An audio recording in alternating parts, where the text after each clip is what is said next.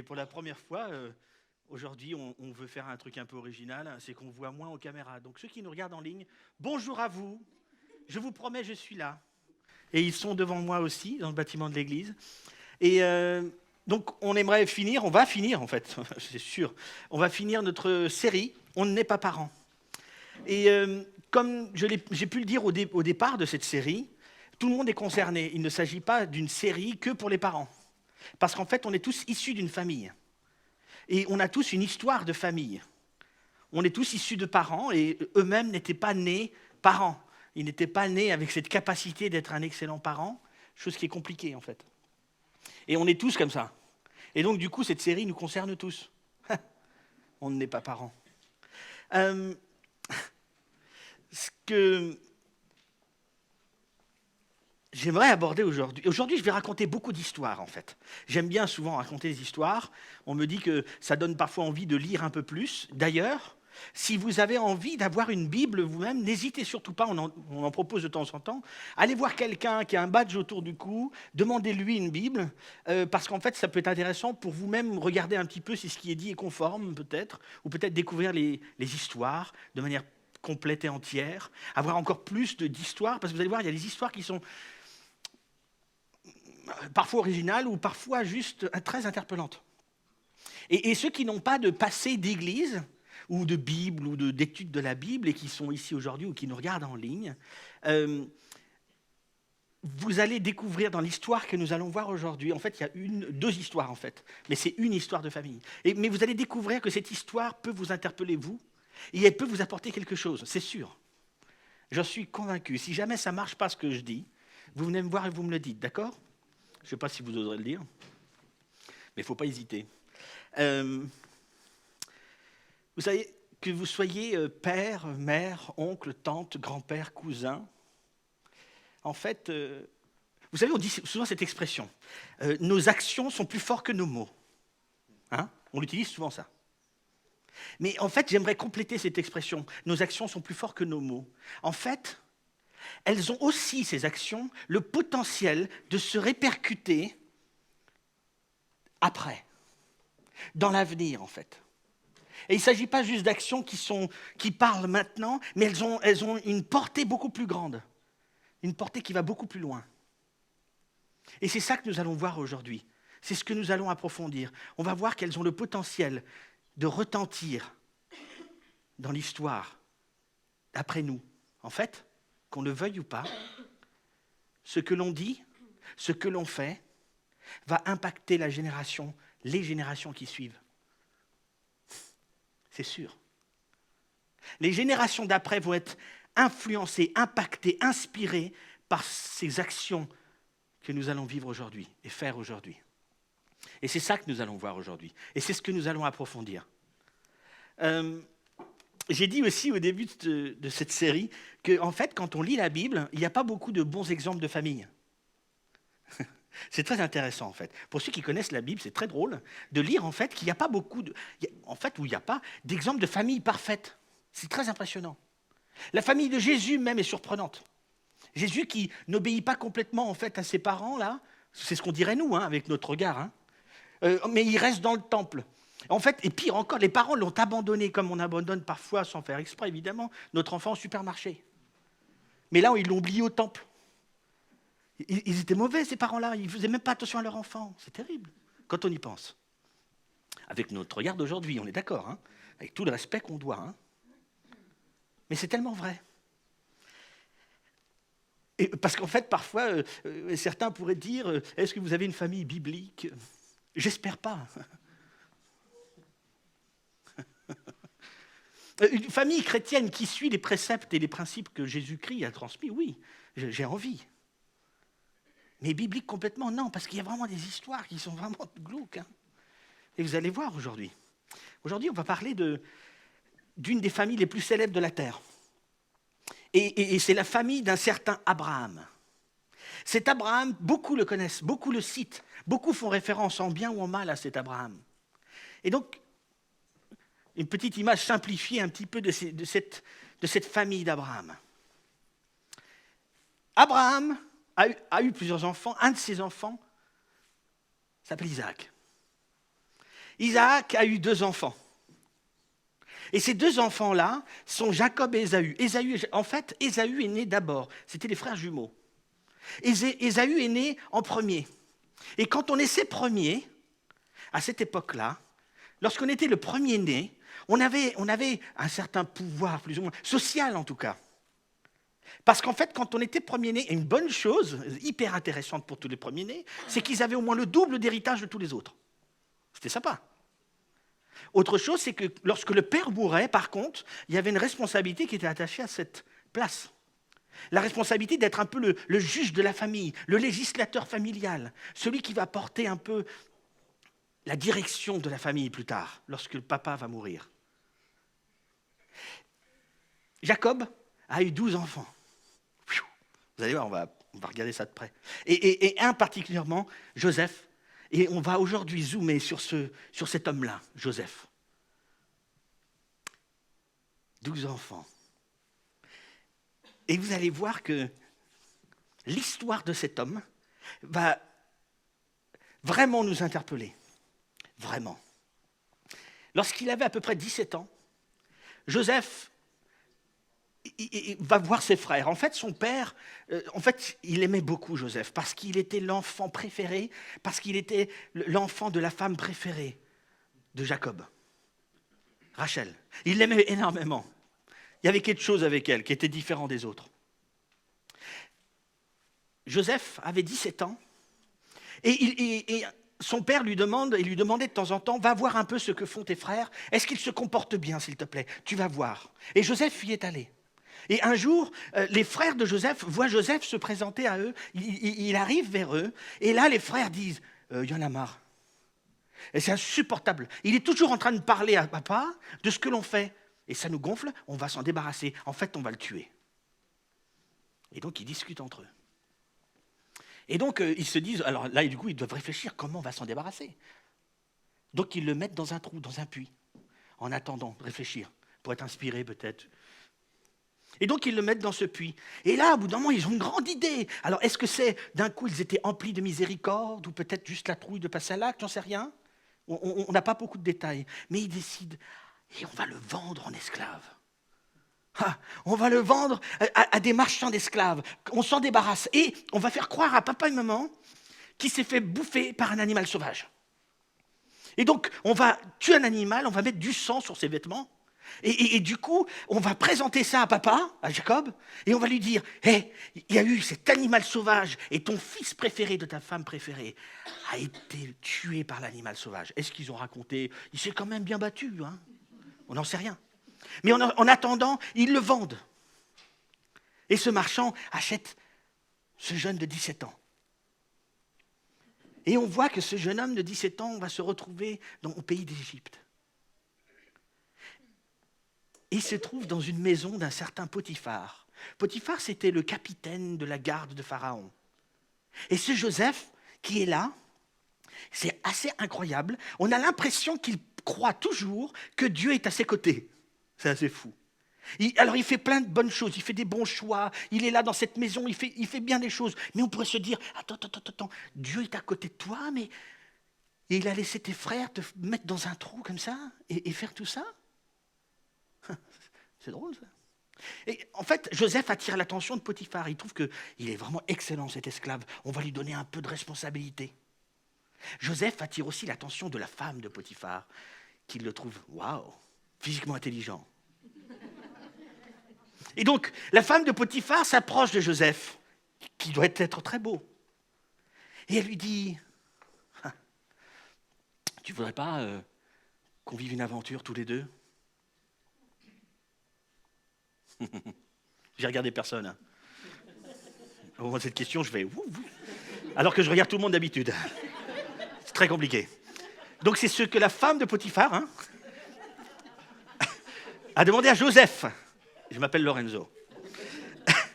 Et personne ne s'appelle Potiphar ici, ce n'est pas un nom à la mode aujourd'hui. De toute façon. Bref. Joseph qui va répondre à cette femme, non, je ne vais pas déshonorer mon maître. Je ne vais pas déshonorer ton mari. Tu es marié, très cher. Tu ne te rappelles pas? D'ailleurs, je ne vais pas déshonorer mon Dieu. Le Dieu qui ne t'a pas protégé de tes frères. Le Dieu qui a quand même permis que tu te retrouves dans un trou. T'es pas bien ou quoi? Joseph est jeté en prison, dans un cachot.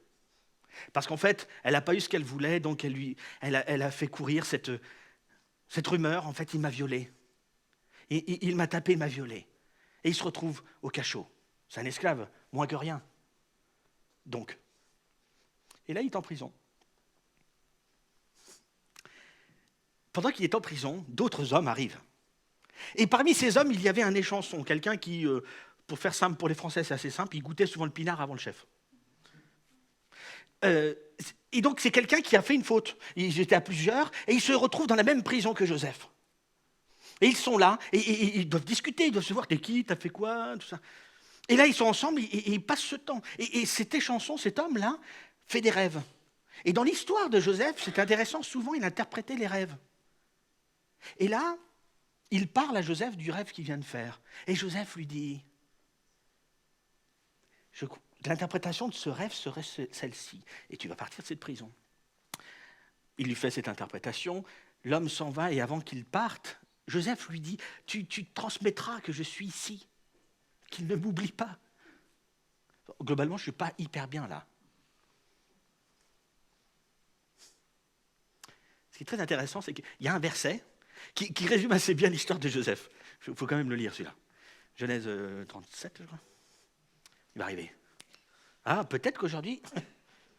Ah, superbe. S'il n'est pas là, il est là.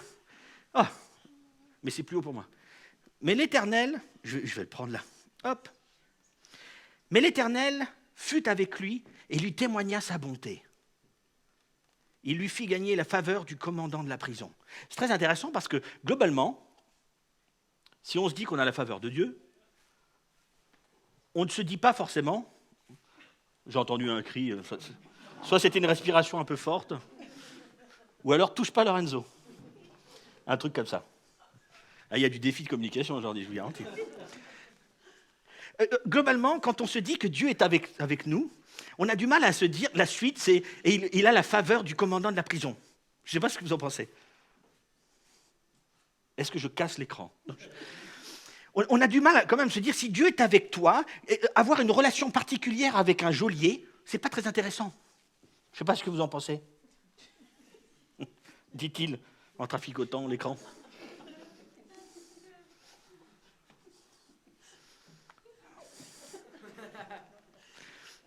La question que j'ai envie de poser, c'est globalement, allez, recentrez-vous sur moi. Regardez, je suis en orange, je suis visible de loin. Mais d'où vient, la question que je vous pose, c'est d'où vient la foi de ce Joseph?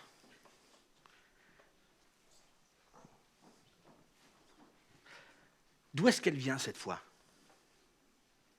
D'où vient cette capacité de se dire que Dieu est avec lui, alors que les circonstances ne vont pas du tout dans ce sens-là? Mais pas du tout. D'où est-ce que ça vient? Et en fait, le temps continue, le temps avance. Et Pharaon va faire un rêve lui aussi. Et là, il se retrouve dans... Il appelle des gens pour interpréter ses rêves, personne n'est capable, personne ne comprend. Et là, Pharaon est en train de faire ce rêve. Il est en train de faire ce rêve, et l'échanson est à côté, et d'un coup, il se dit « Oh, mais j'ai oublié le gars en tôle qui avait interprété mon rêve. » Alors il s'approche de Pharaon. « Pharaon, j'ai rencontré quelqu'un. » Alors là, il doit se dire « Faut pas que je dise trop de trucs parce que ça va lui rappeler de mauvais souvenirs, globalement. » Mais j'ai rencontré cet homme, tu sais, l'histoire avec ta femme, tout ça. Et j'ai rencontré cet homme qui a interprété mes rêves et c'était parfait. C'est exactement ce que j'avais rêvé. Il a su me l'interpréter et j'ai vécu ça. Peut-être qu'il faudrait le faire venir pour t'aider, pour y voir clair dans tout ça. Ils vont chercher Joseph, ils le préparent, ils l'habillent et ils le présentent à Pharaon. Ils le présentent à Pharaon. Non, c'est bien Pharaon qui doit faire un rêve, qui fait un rêve. Et donc, il le présente, il le présente, et Joseph se présente là, devant Pharaon, et il lui dit, le Pharaon lui dit, mais tu as ce Dieu à tes côtés, tu as cette capacité d'interpréter les rêves, vas-y. Et Joseph, à Pharaon, il lui dit, mais moi, je n'ai aucune capacité d'interpréter les rêves. Par contre, mon Dieu peut peut-être apporter une interprétation au rêve de Pharaon. Et il ajoute même à Pharaon, il lui dit, tu sais, mon Dieu est plus grand que toi et tu devras lui rendre des comptes. Là, on imagine juste les gardes qui ont envie d'égorger Joseph. Il est quand même, il ose, hein. Pharaon les arrête et il interprète ce rêve. Et Joseph commence à parler. Pharaon, voici ce que dit ton rêve. Pendant 7 ans, nous allons vivre des moissons extrêmement abondantes. Il va y avoir du blé, des graines en quantité, ça va être dingue. Ça va être l'abondance chaque année pendant 7 ans. On va avoir une quantité de moissons phénoménale. Les 7 ans d'après, ça va être la famine, la disette. L'économie de l'Égypte tremblera, ainsi que tous les pays autour. Et il commence à donner des conseils même à Pharaon. Pendant ces 7 premières années, il faudra bâtir plus de silos pour les graines. Et il faudra mettre une taxe de 20% aussi sur les récoltes. Il faudra bien gérer tout ça. Il faudra mettre l'argent de côté pendant 7 ans. Il faudra mettre les graines de côté pendant 7 ans pour que les 7 années d'après, les gens vont payer leurs graines. Ils vont venir vers toi parce que ces 7 années de famine vont être horribles. Et tu deviendras extrêmement riche, dit Joseph à Pharaon. Joseph, tu vas être en charge de ça. Qui est aussi sage que toi dans mon royaume? C'est toi qui vas être en charge. Et Joseph, prend ce rôle. Et il est excellent. Et pendant ces 7 années, il fait construire des silos. Pendant 7 années, il gère extrêmement bien tout ça. Et enfin, malheureusement, arrivent ces 7 années de famille. En fait, j'ai envie de dire, enfin, parce que même la première année, il fallait qu'elle soit abondante, la moisson, pour pas qu'on égorge Joseph, hein, globalement. On ne s'est jamais posé la question, je trouve ça intéressant, parce qu'il faut quand même que ce soit vrai, cette année d'abondance. Hein. Donc chaque année, on devait attendre. Est-ce qu'on va lui couper la gorge ou pas? Mais tout s'est bien passé. Cette famine commence. Première année. Deuxième année, l'économie égyptienne va mal, mais le pharaon réussit à nourrir tout le monde. Et les pays autour commencent eux-mêmes à aller mal, à manquer, parce que cette famine touche tout le monde. Et nous sommes dans la 2e année de cette famine. Et là, voici ce qui va se passer. J'espère.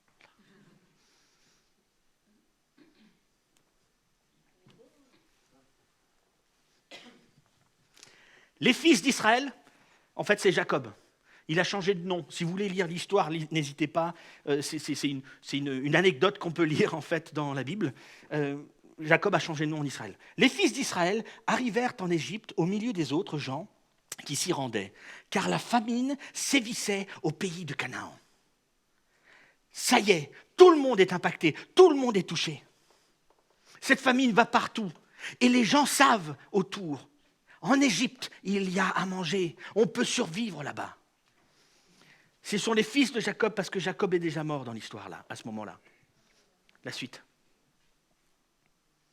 Non, il n'est pas encore mort, là. Bref, non, il n'est pas encore mort. Il n'y a que les fils qui viennent. Jacob les envoie. Joseph gouvernait tout le pays.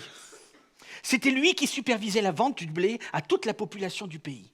Les frères de Joseph vinrent donc et se prosternèrent devant lui, face contre terre. Joseph aperçut ses frères et les reconnut.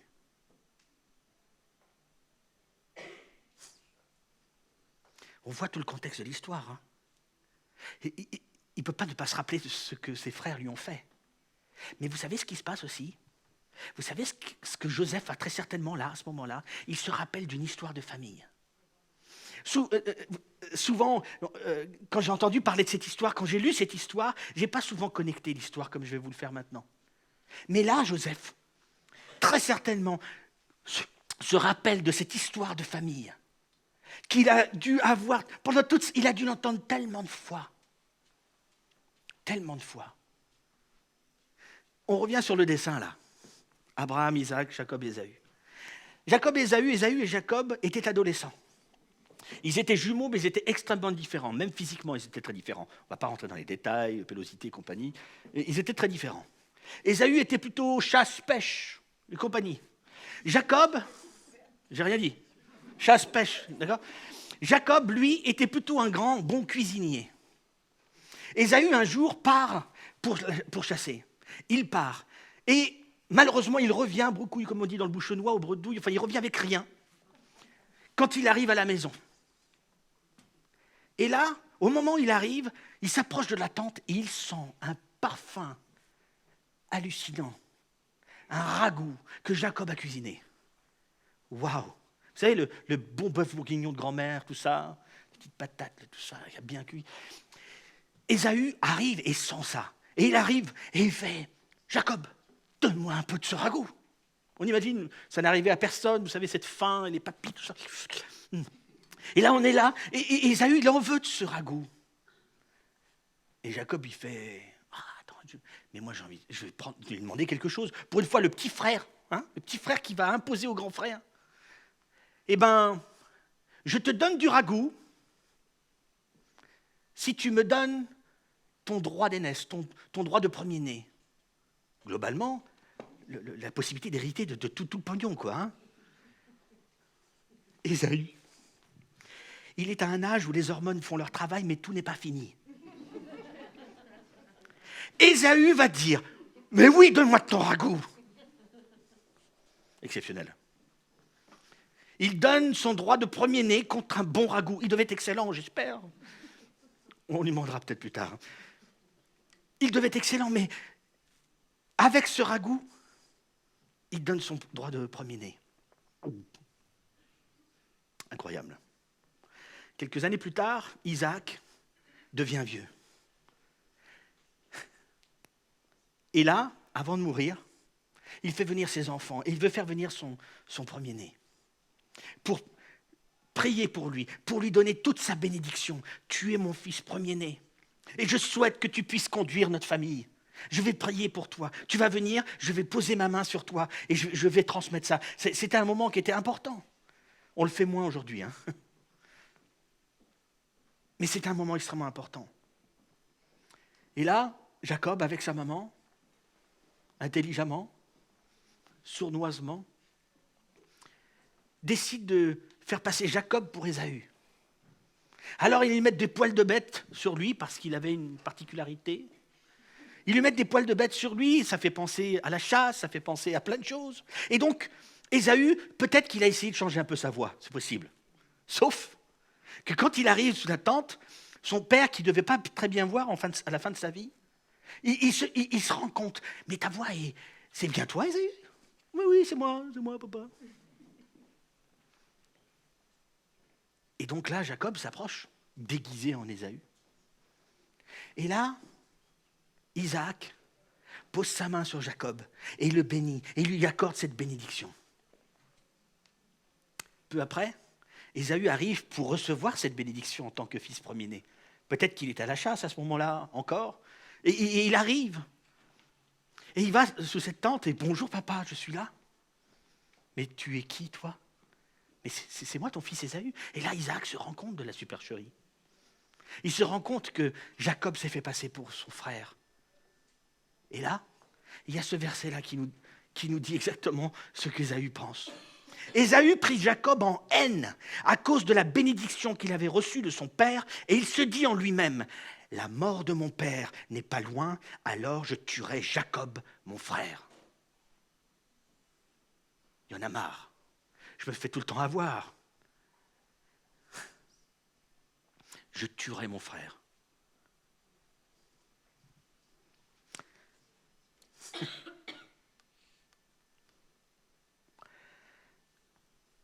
Sous les conseils de sa mère, Jacob s'enfuit. Et il part, loin. Il part et il trouve une femme, il trouve une deuxième femme, il trouve des servantes. Globalement, à la fin, il a 4 femmes et 11 enfants. Hein. Le 12e arrive plus tard. Et il devient assez riche aussi, Jacob. Jacob il était bon gestionnaire, il arrive à gagner beaucoup d'argent. Et il est là, avec toute cette grande famille. Et là, Dieu lui parle et lui dit, Jacob, retourne au pays de tes pères, auprès de ta parenté, et je serai avec toi, dit l'Éternel à Jacob. Et là, j'imagine la discussion que Jacob pouvait avoir peut-être avec Dieu. Tu sais, si Ésaü est comme il était il y a une vingtaine d'années, là, il est peut-être un peu contrarié. Je risque peut-être ma vie ainsi que ma famille. Mais avec ce que j'ai vécu avec toi depuis 20 ans maintenant, et ce je serai avec toi, j'y crois. Et je vais rentrer. Et là, il prépare une caravane. Une grande caravane. Avec tout le monde. Et c'est très intéressant parce qu'il place les gens. Regardez la suite. Très intéressant. Jacob scruta l'horizon et aperçut Ésaü qui arrivait avec 400 hommes. C'est pas pour une cousinade. C'est pas des retrouvailles familiales. Hein. On va se faire une bonne bouffe tous ensemble. Il y a frérot avec 400 bonhommes. C'est bien précisé, 400 hommes. J'imagine Jacob. Parce qu'il se dit, aïe, ça y est. Mais pourtant, je pensais que tu étais avec moi. Alors, il répartit ses enfants entre Léa, Rachel et les 2 servantes. Là, c'est assez énorme, la suite.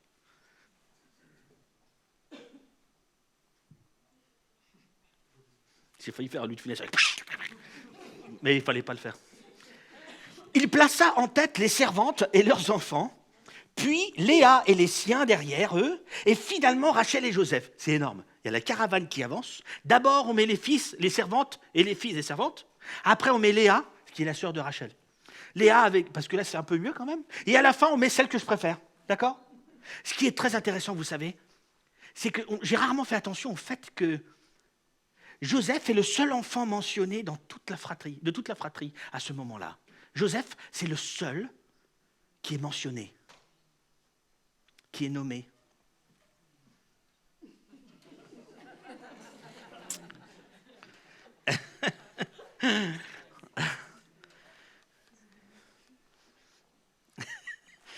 Ah, c'est bon ça. Cette caravane s'approche. Et là, Ésaü. Ésaü courut à sa rencontre, le prit dans ses bras, se jeta à son cou et l'embrassa.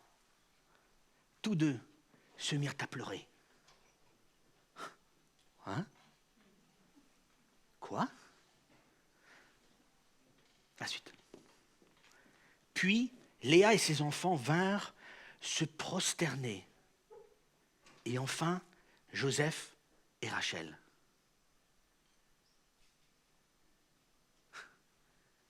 Ça, c'est l'histoire que Joseph a entendue de sa vie. C'est une histoire de famille.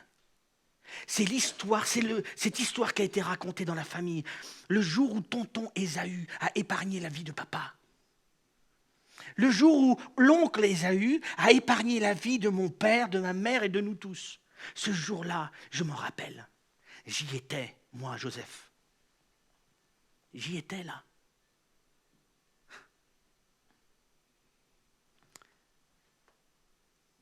On revient à 30 ans après. On revient à ce moment-là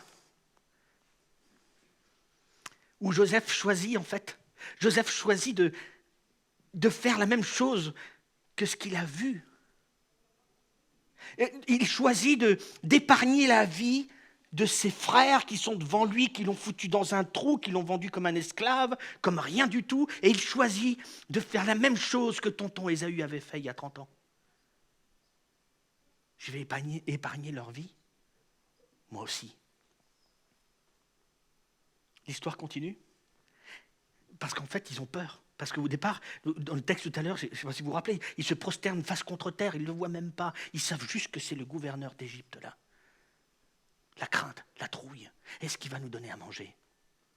Et là, ils le regardent. Je pense qu'ils ne peuvent pas le reconnaître. Il doit être bien habillé, maquillé à l'égyptienne, comme on peut le voir dans des films. Stargate, tout ça. Des bonnes références historiques.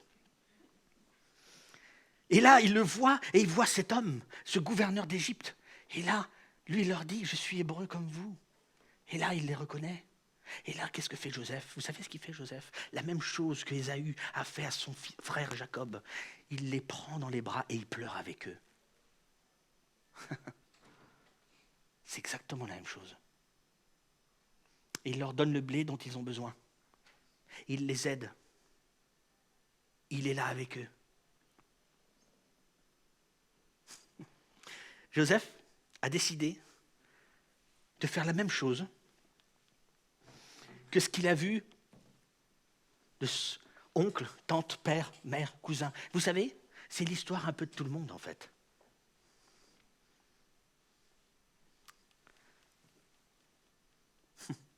C'est un peu notre histoire. Vous savez, la morale de cette histoire, c'est que vos enfants, vos petits-enfants, vos neveux, vos nièces, vont voir ce que vous faites, vous, et ça va enraciner en eux ce qu'ils feront plus tard en temps de crise. Ce que vos enfants, vos petits-enfants, vos neveux et nièces voient de ce que vous faites aujourd'hui, va enraciner en eux ce qu'ils feront plus tard eux-mêmes en temps de crise.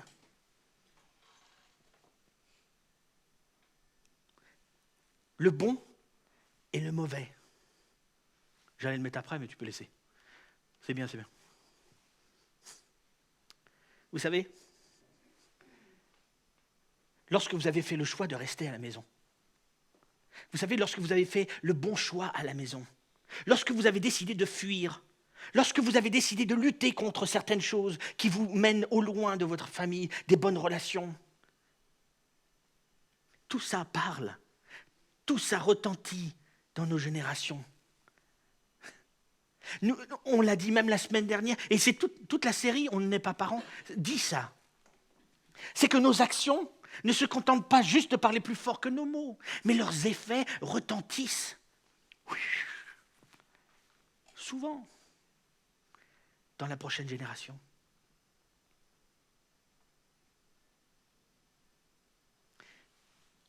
Nos actions parlent plus fort que nos mots. Ce n'est pas juste pour aujourd'hui, ce n'est pas juste pour ici, maintenant, là. Nos actions parlent pour l'avenir. Nos bonnes et nos mauvaises actions, hein. Nous sommes en train de mettre une empreinte sur les générations à venir. Vous savez, nous sommes en train de bâtir les familles du futur, les futures familles, par nos actions. C'est ce que Joseph a vécu. Il l'a vu de son oncle. Alors vous qui êtes père, grand-père, oncle, cousin, et si vous deveniez les modèles? Et si vous étiez ces modèles-là? Et si vos enfants regardent, vous, en tant que père, la manière dont vous traitez votre femme, et ça va bâtir la manière qu'eux vont traiter leur future épouse? Et si c'était ça? Et s'ils voyaient en vous, et si vous étiez le modèle dans la lutte contre les tentations que vous vivez? Et si vous étiez le modèle et que vos enfants voient ça?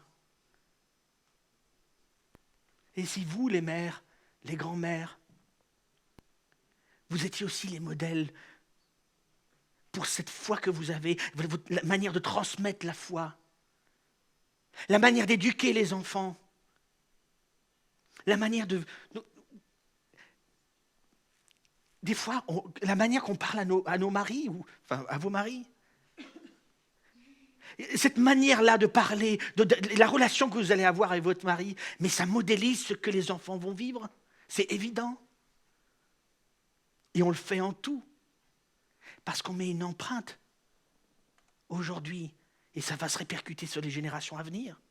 Parce que nos actions ne se contentent pas de parler plus fort que nos mots, mais leurs effets retentissent parfois, il ne faut pas dire souvent, dans la génération suivante.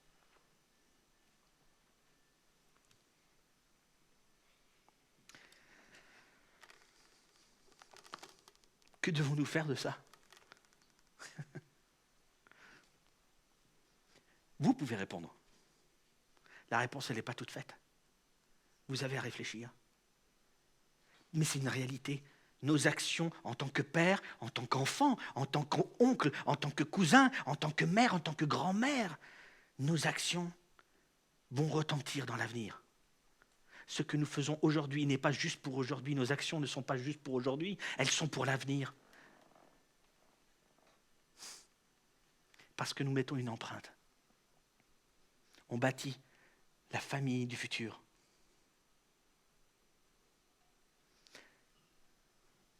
Vous savez, c'est le dernier message de cette série. Et on aime bien souvent, à la fin d'une série, avoir ce temps où nous allons, vous savez, on l'appelle Sainte Seine, on l'appelle plein de choses. Ce moment où il y a ce pain, ce vin, des rappels exceptionnels que Jésus nous a proposé de vivre et de répéter. C'est assez fou parce que je me suis dit, souvent, je trouve que ça coule de source, la Sainte Seine, à la fin de cette série de messages. Et en fait, je me suis dit, remets cette phrase un instant, s'il te plaît. Je me suis dit, c'est drôle, parce que cette phrase-là, c'est dingue. On dirait que Jésus, il est avec ses disciples autour de la table au moment de la Pâque, et qu'il est en train de leur dire, vous savez, vos actions et ce que je fais maintenant, là, ça va retentir après, dans les générations à venir. Et vous-même, vous allez devoir mettre cela en action. Parce que ça doit se répéter, on doit se rappeler ce que moi j'ai vécu. Parce qu'être chrétien, c'est pas faire partie d'un club ou avoir un tatouage ou une institution de quelque chose. Être chrétien, c'est croire que Jésus est mort pour son péché et qu'il est ressuscité d'entre les morts. Vivez-le, croyez-le, agissez de la sorte et répétez ça, et répétez ça, et répétez ça aux générations qui suivent. C'est presque pour parler de la scène, ça. Pourquoi la vivre? Pourquoi la revivre? À cause de ça. Nos actions vont retentir dans l'avenir. Et Jésus est là avec ses disciples et il leur dit ça. Il leur dit, voici ce que moi je vais vivre. Mon corps va être brisé, mon sang va couler. Ça, je veux juste vous montrer par ces éléments. Il n'y a rien de magique dans le pain et dans le vin. Il n'y a rien qui se transforme. Il y a toute la symbolique qu'on y met et toute la valeur spirituelle pour ceux qui croient qu'on va mettre là-dedans. Prenez ce pain, prenez ce vin. Si vous le prenez pour la première fois, c'est magnifique. Mais vous le prenez parce que vous comprenez ce que vous êtes en train de faire. Vous comprenez que Jésus-Christ est mort pour votre péché et qu'il est ressuscité d'entre les morts. Si vous ne croyez pas, ne le prenez pas. Ça ne sert à rien. Ce serait le prendre indignement. Et sachez une chose, je crois que personne ici n'est assez digne pour la prendre, cette Sainte Seine. Si vous êtes assez digne pour la prendre, si c'est ce que vous croyez, peut-être laissez passer les choses. Parce qu'on est digne quand on a compris qu'on est indigne de s'approcher de Jésus. C'est ça la Sainte Seine. Alors si c'est une action que vous voulez vivre aujourd'hui avec les autres autour de vous, la communauté, pas l'église de l'abri ou réactif, la vraie communauté de Jésus-Christ, ceux qui croient qu'il est mort pour son péché, pour votre péché ressuscité d'entre les morts, cette communauté-là, vivez cette action-là ensemble. Et il faudra, parce que cette action que nous vivons maintenant va retentir dans l'avenir. Et c'est l'empreinte que l'on veut laisser à nos enfants, nos petits-enfants, nos neveux, nos nièces.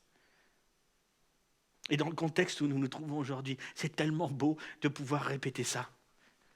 Où des fois, on a toutes ces craintes, ces peurs de ce qu'on va devenir. Que vont devenir nos enfants? C'est l'horreur ce qu'on leur laisse. Oui, évidemment que c'est l'horreur. Et ce ne sera pas mieux. Mais il y a une chose qu'ils peuvent croire, qui peut changer leur vie. Comme Joseph, ils pourront dire, il est toujours avec moi. Même en tôle, il est tellement avec lui qu'il a une bonne relation avec le geôlier. C'est quoi ce truc? Quel que soit l'endroit où vous vous trouvez, Dieu peut être avec vous. Toujours. Je crois que des personnes vont distribuer. Il y a des grands verres. Les grands verres, c'est du vrai vin, avec un peu d'alcool dedans, comme on fait dans notre pays. Dans les plus petits verres, c'est du jus de raisin, comme on fait dans notre pays aussi, sans alcool, fermentation. Et il y a aussi du pain. Grand verre vin, petit verre jus de raisin. On ne doit pas prendre le vin pour être bien. Hein. On doit prendre ce que l'on prend pour symboliser ce que nous avons compris, ou ce que nous comprenons, ou ce que nous voulons comprendre aujourd'hui et croire. Je vais juste prier pendant que le pain passe et le vin. Seigneur mon Dieu, merci pour cette série de messages. On n'est pas parents. Merci pour cette série de messages qui m'a bien secoué plusieurs. Seigneur mon Dieu, merci parce que tu nous donnes cette assurance que tu es avec nous et que tu resteras avec nous. Merci pour ce sacrifice incroyable que tu as voulu vivre. Merci pour ces éléments que nous prenons et reprenons pour nous rappeler de ce que toi tu as vécu pour moi, pour nous, pour tous ceux qui souhaitent croire, pour tous ceux que tu fais croire. Seigneur mon Dieu, merci pour ce pain. Merci pour ce corps qui a été rompu. Seigneur mon Dieu, merci pour ce vin, symbole de ce sang qui a coulé, pour me purifier de mon péché. Pardon parce que je suis tellement indigne de m'approcher de toi, de ce que toi tu as vécu pour moi. Seigneur mon Dieu, je te demande d'encourager les personnes qui sont ici aujourd'hui. Pose ta main sur eux, qu'ils puissent découvrir aussi qui tu es et le fait que tu peux être une assurance pour eux, une présence dans la vie. Merci mon Dieu pour tout ce que tu as pu communiquer par ces textes qui sont ta parole.